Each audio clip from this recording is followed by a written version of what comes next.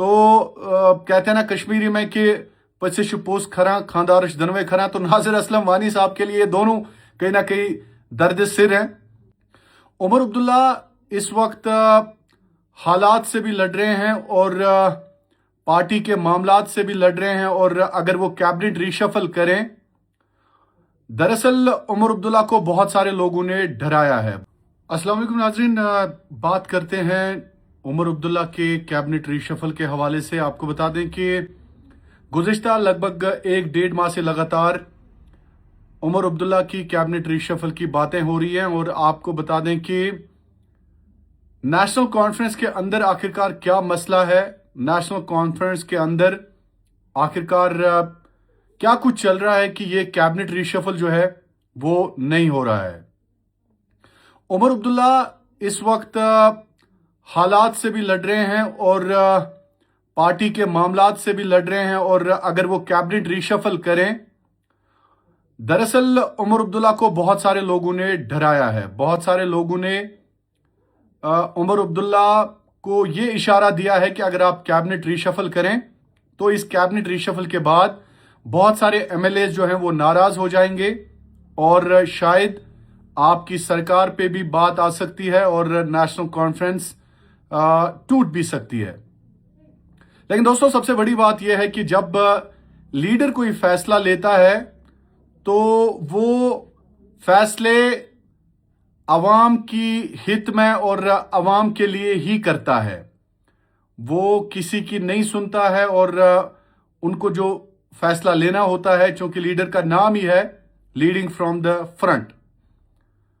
उमर अब्दुल्ला साहब आखिरकार क्यों डर रहे हैं, आखिरकार कौन डरा रहा है उसे, क्या वजह है कि वो कैबिनेट रीशफल नहीं कर पा रहे हैं? सबसे पहले उमर अब्दुल्ला साहब, आपको मैं फ्री में एक एडवाइस देता हूं, और वरना एडवाइजर के लिए आपको बाज़ाब्ता तौर पर पैसे खर्चने होते हैं 2-3 लाख रुपए, उसके बाद आपको अपना एडवाइजर जो है वो बनाना पड़ता है। लेकिन मैं आपको ये कहता हूं कि जितनी देर आप लगा दें, अगर आपकी पार्टी में कोई नाराज भी है लेकिन फैसला लीडर को लेना होता है, लीडर नहीं डरता है कि आखिरकार कौन क्या कहेगा। इस वक्त नेशनल कॉन्फ्रेंस के हवाले से मैं आपको अंदर की बात बता दूं, ये कैबिनेट रीशफल अगर होगा, जिस तरह से मैंने कल बोला कि अगर शौकत गनाई या लारमी साहब या वीरे साहब में से तीनों में से एक को चुना जाता है कैबिनेट के लिए, तो ये फिर जनूबी कश्मीर में कहीं ना कहीं लारमी, शौकत गनाई और जो वीरे साहब हैं वो वर्सेस अल्ताफ कुल्लू हो जाएगा, क्योंकि अल्ताफ कुल्लू साहब की भी उम्मीदें हैं कि उनको शायद कैबिनेट में लिया जा रहा है। ये मैं जनूबी कश्मीर के अनंतनाग और बाकी जो अजला हैं उनकी बात बता देता हूं कि नेशनल कॉन्फ्रेंस में असल कहानी है क्या, ये कैबिनेट रीशफल हो क्यों नहीं रहा है, इसके पीछे आखिरकार वजह क्या है। अगर शौकत गनाई को आप मिनिस्टर लेते हैं, लारमी को लेते हैं या बशीर वीरे साहब को लेते हैं, तो सीधी तरह से ये लड़ाई जो है अल्ताफ कुल्लू वर्सेस अदर्स हो जाएगी जनूबी कश्मीर में। अगर हम अब आगे बढ़ते हैं, आगे की बात अगर हम श्रीनगर की करते हैं, श्रीनगर में जिस तरह से कहा जा रहा है कि तनवीर सादिक साहब को कैबिनेट में ले रहे हैं, यहां से अली मोहम्मद सागर साहब को कैबिनेट में ले रहे हैं, तो यहां पर भी कहीं ना कहीं जो है 3 अभी दावेदार हैं जो चाहते हैं कि उनको कैबिनेट में लिया जाए। मैं श्रीनगर की बात कर रहा हूं, क्योंकि अब शमीमा फिरदौस जो हैं वो भी मैदान में कूद पड़ी हैं, वो भी दावेदार हैं कि अगर आपने श्रीनगर से कैबिनेट में किसी को जगह देनी है तो वो भी हकदार हैं।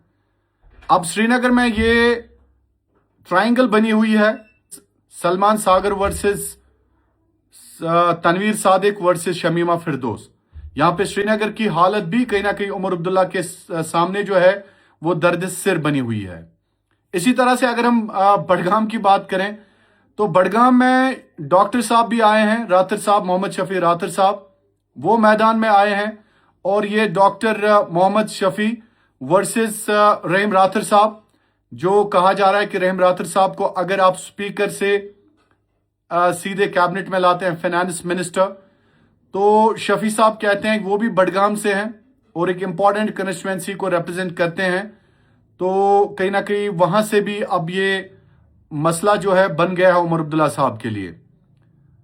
تو نارتھ کشمیر میں بھی یہی صورتحال ہے. نارتھ کشمیر میں اگر آپ سیف اللہ صاحب کی سینیورٹی یا سیف اللہ صاحب کی آلریڈی جو کیبنٹ میں سیف اللہ صاحب تھے اس کو مد نظر رکھتے ہوئے وہ ایک بہت ہی بہترین منسٹر ثابت ہوئے ہیں. لیکن یہاں سے کیسر جمشید لون صاحب کو بھی آپ اگنور نہیں کر سکتے ہیں. تو دوسری بات یہ ہے کہ کپوارہ سے ناصر اسلم وانی صاحب آلریڈی ہیں جن کو کیبنٹ کا سٹیٹس بھی ملا ہوا ہے. اب یہاں پہ کہیں نہ کہیں جو ہے یہ بن جاتا ہے میر سیف اللہ صاحب ورسز کیسر جمشید لون صاحب.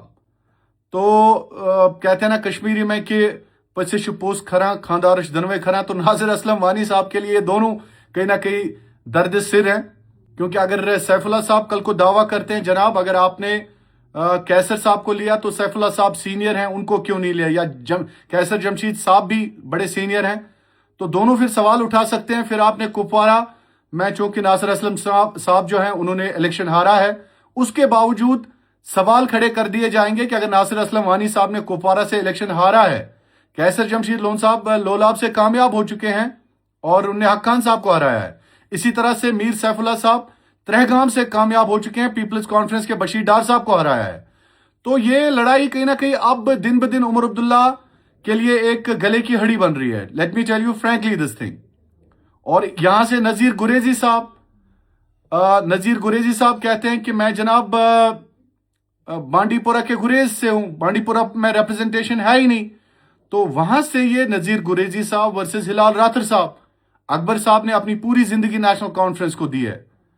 تو دوستو اب یہ لڑائی جو ہے یہ جتنی دیر تک عمر عبداللہ صاحب اس کو روک کے رکھیں گے تو میرے خیال میں یہ عمر عبداللہ صاحب کے لیے ٹھیک بات بھی نہیں ہے.